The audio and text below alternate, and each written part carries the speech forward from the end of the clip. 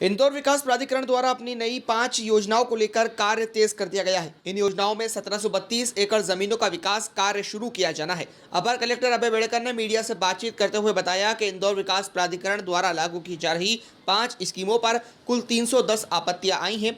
8 मार्च तक इन 5 योजनाओं पर इंदौर विकास प्राधिकरण को संज्ञान लेकर संकल्प पारित करना होगा और इसे शासन को भेजना होगा।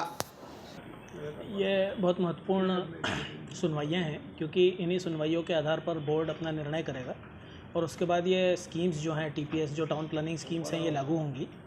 इसमें एक ये समिति बनी हुई है जिसने इन जो स्कीम्स हैं उन पे जो आपत्तियाँ लोगों ने ली हैं उनकी सुनवाई करी है, जिसमें प्राधिकरण के इंचार्ज सीईओ हैं, मैं हूँ, हमारे साथ मुख्य नगर निवेशक हैं, उसके अलावा टीएनसीपी के असिस्टेंट डायरेक्टर स्तर के अधिकारी हैं और एक जिला पंचायत के प्रतिनिधि भी हैं।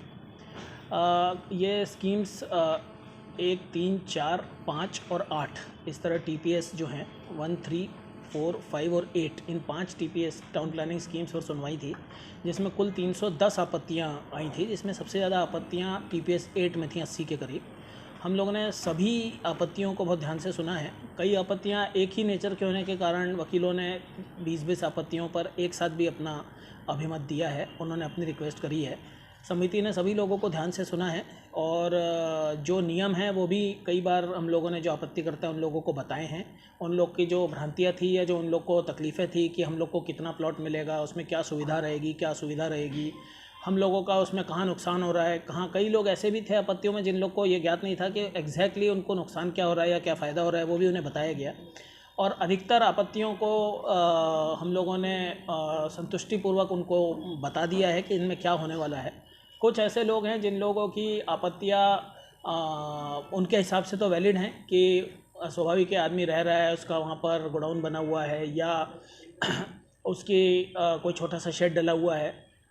अब ये बात अलग है कि उसमें उनके पास वैलिड परमिशंस हैं कि अविकसित ज़मीन जैसी कोई स्थिति नहीं है। यदि किसी जो मोटे तौर पर मैं आम भाषा में बताना चाहूँगा कि अगर किसी व्यक्ति की 1 एकड़ ज़मीन है और उसको अगर इस स्कीम में लिया जा रहा है टीपीएस में, तो उसको उसकी ज़मीन का आधा हिस्सा, आधी एकड़ ज़मीन उसको विकसित ज़मीन दी जाने से मतलब ये कि वो आधी एकड़ का एक प्लॉट उसको विकसित दे दिया जाएगा, जिस पर रोड, पानी, बिजली और सीवर, ये सारे कनेक्शंस उस वहाँ तक ले जाकर मौके तक उसको छोड़ दिए जाएंगे। उतना डेवलपमेंट आईडीए करेगा। उसके बाद उस आधी एकड़ ज़मीन पे उसे क्या करना है, उसका फर्दर डेवलपमेंट करना है, उसके छोटे टुकड़े काट के कॉलोनी बनानी है, ये काम उस जो व्यक्ति रहेगा या जो किसी कॉलोनाइज़र को देता है, ये उसका काम रहेगा। उसके अंदर चूँकि अभी हमें पता नहीं है कि स्कीम क्या है, वो क्या लाना चाहता है, उसके अंदर आईडीए वैसे भी प्रैक्टिकली भी व्यवहारिक नहीं होगा कि हम वहाँ अंदर कोई डेवलपमेंट कर पाएँ।